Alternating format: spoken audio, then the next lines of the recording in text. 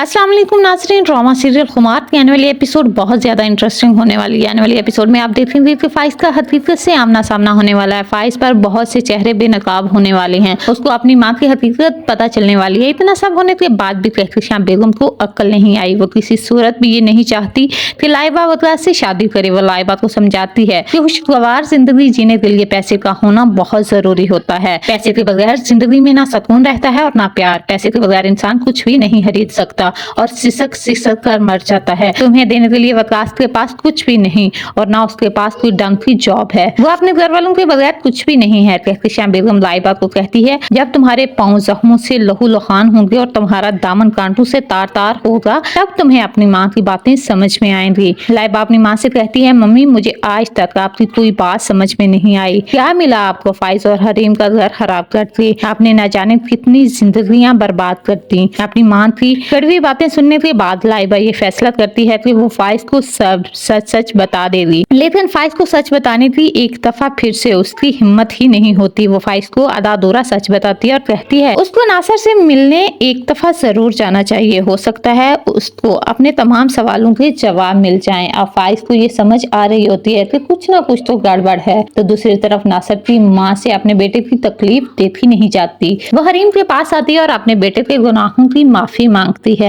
वो हरीम को कहती है कि मेरा बेटा बहुत ज्यादा तकलीफ में है। अगर तुम उसे माफ नहीं करोगी तो उसको मौत भी नहीं आएगी। तुम मेरी बेटी जैसी हो। तुम एक दफा आकर नासर का हाल देख लो और उसकी बात सुन लो। वो अपने गुनाहों का एतराफ करना चाहता है और हरीम ना चाहते हुए भी नासर की बात मान जाती है। वो अपने भाई रूफी के साथ नासर के घर पहुंच जाती है। अब हरीम के सामने भी कहकशां बेगम का सच आने वाला है। वो तो अपने साथ होने वाले हर जुल्म और ज्यादती का जिम्मेदार नासर को समझती थी। नासर हरीम के सामने हाथ जोड़कर माफी मांगता है और कहता है कि मैं बहुत तकलीफ में हूँ।